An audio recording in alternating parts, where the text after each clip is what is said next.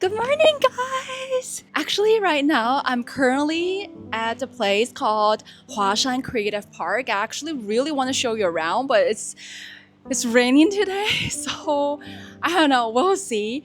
But anyway, as you already can tell from the title of this video, it sounds like a pretty heavy topic, right?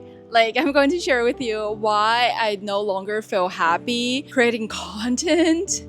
But let me promise you, it's really not that heavy and not that serious. And I'm going to share with you why today. I want to first ask you a question. If I ask you, like, if you had to choose just one label to associate with me or my channel, what would it be? I'm pretty sure it's going to be language learning, I think.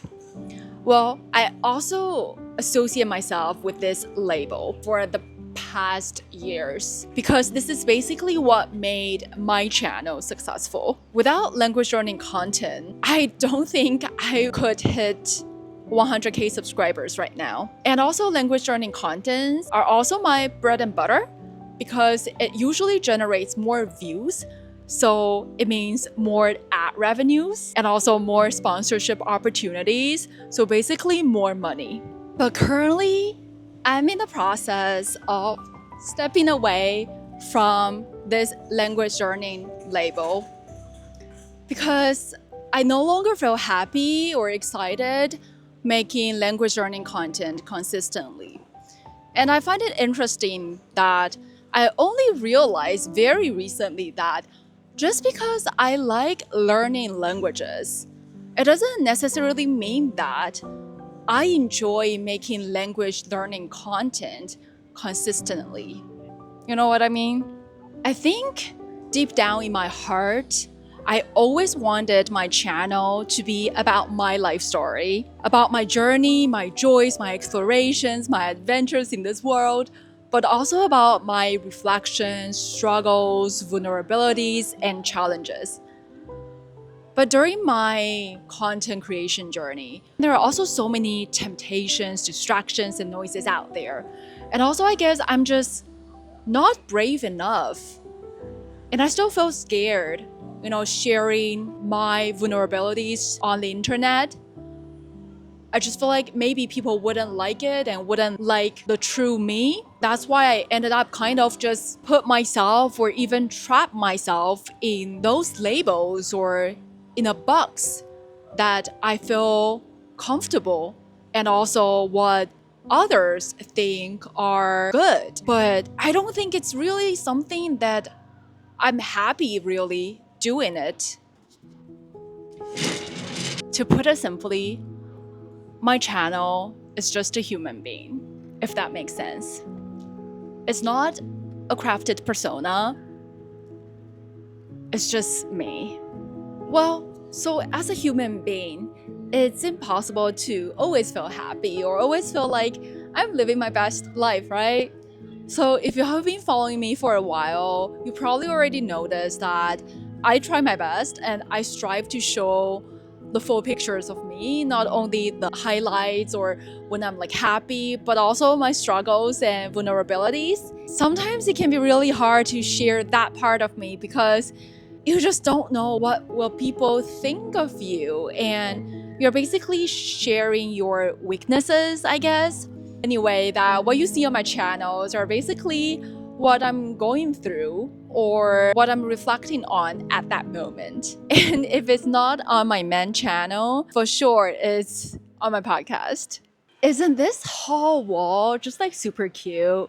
Like this door and this like thing for, I think it's for putting in alcohol or rice. I'm not so sure. And anyway, and also this like bottle, and it started to rain again. Oh my god. Okay. I'm just gonna talk still like under the rain. Let's do it. Also, as a human being, it's impossible to always stay the same, right? Our interests, likes, dislikes, our goals, and our styles just naturally evolve. So it's more than natural to have changing interests and also want to try different styles. But on YouTube, people usually expect consistency. So if, for example, if a person subscribed to a travel content channel, all this person expect and want to see is probably just travel content. And the same goes for like beauty, oh my god, lifestyle, language learning, true crime, etc., etc. The rent is getting heavier and heavier. This is just how YouTube works, and by sticking to one genre increases your chance of success. But I don't think it's the only way to succeed on YouTube. At least I hope it's not, because by following this formula, I don't think I could truly stay true to myself, and this is not really what I want on my channel. Okay, I need to I can't do this anymore. This rent is too heavy. I want to contribute to the internet, the society, or even this world in my own way, in a way that I find truly meaningful, that I find passionate about. Recently, I listened to an interview with Dr. James Hollis, and his words deeply resonated with me. They just like articulated my feelings and struggles so well. I think for the most part of my life, I haven't been a good listener to my soul, which is the metaphor for the organic wisdom of that natural being that I am. I actually don't blame myself of doing that, because all these like societal pressures, expectations, and noises can be really overwhelming. So as a result, I've chased goals that weren't truly mine. So even after I reached a certain milestone, like got accepted to top law schools or passing 100K subscribers, I didn't feel genuine happiness. I actually felt kind of empty. Just to clarify, like I'm very proud and I'm like really happy to pass 100K subscribers after putting all this effort in. But I just realized that when my success doesn't really align with what my soul wants, what my soul values, it's still kind of empty. I don't know if it makes sense. It became so philosophical in the sense that I don't even know what I'm talking about right now. From time to time, I will get comments asking for more language learning contents, or comments saying that my older videos are better, I looked happier before, I had better ideas before. Well, I really appreciate people taking the time to leave messages under my videos and also letting me know what they think. But receiving this kind of content at the same time also kind of it hurts a little bit, because I feel like maybe people only like a version of me. Maybe they only want to see this aspect of me, this version of me. And I totally understand that. After you've been on the internet for a while, people started to form like their expectations on you, to expect like a version of you, to think that that's you. But I am the only one to know whether that version of me actually speaks to me, or it's like actually me, if that makes sense. When my subscriber count rises because of my language learning content, I actually have mixed feelings about it. Well, on one hand, I'm really happy. I really appreciate that. But on the other hand, I also feel a sense of heaviness, like another layer of expectations to keep producing language learning content was again added on me. Hi! I'm gonna take you to a really cute bookstore slash cafe right now. Here we are! It's over there!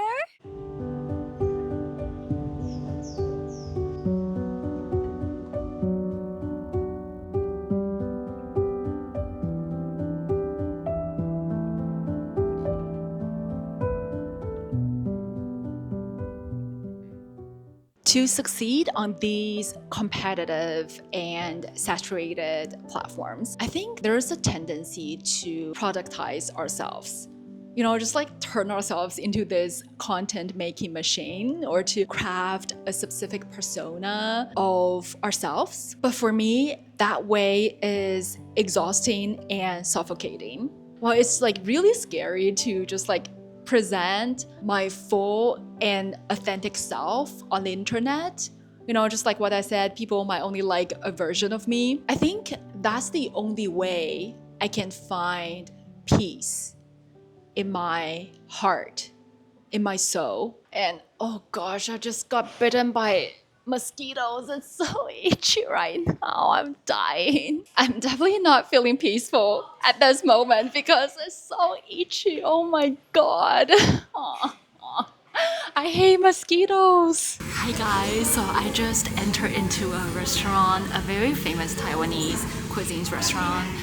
It's actually very famous for its bubble tea. It's called Chun Shui Tang. But anyway, I'm going to have like an early lunch. It is raining outside, so perfect to stay inside.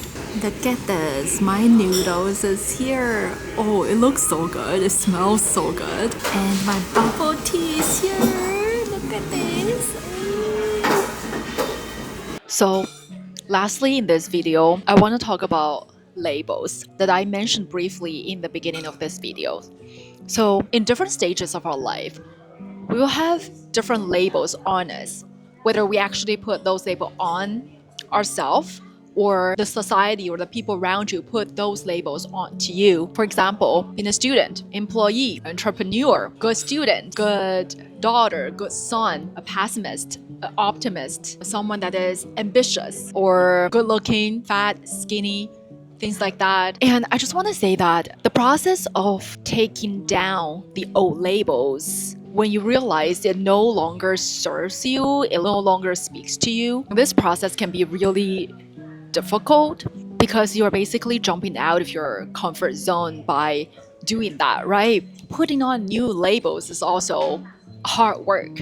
However, I think another thing that is really challenging is when you don't even know what kind of labels you can put on yourself. Like, you can't really identify yourself in any group that because either you feel lost, you don't know what to do, and you're not so sure after you take off your old labels what kind of new labels you want to put on yourself. And I would say that I think it's totally okay not to have any labels on you. I want to have a sip of bubble tea. I think labels can be a double-edged sword. It can be really good because it helps you to identify yourself with a group, and also it helps you to better understand yourself that, okay, I'm this kind of person. I'm doing this thing. And it will also helps you to, I guess, to set goals in your life, I guess, if you really identify yourself with that label. But it can also be very harming if you realize that this label no longer speaks to you. It no longer speaks to your heart, your mind, your soul, and etc. It can be really suffocating. It is totally fine to not have any labels if you feel lost and don't know what you want to do. If you are in this kind of situation, you can try a lot of things. Go try a lot of things, like go out, meet people, join activities, or if you can afford it, you can go travel. But if you cannot, it's totally fine as well. Like, by doing a lot of different things and just do whatever you want to do in your life that probably you don't have time to do before, or even crazy and stupid things. I mean, of course, I'm not saying that you should do like illegal things or things that will harm others. Of course, not like that, but you know what I mean. Like, in this process of doing all these things, you might find the new labels that you identify with. And that's how I did it. Thank you, thank you, thank you. Why do I keep repeating my thank you? Oh my god, what am I doing?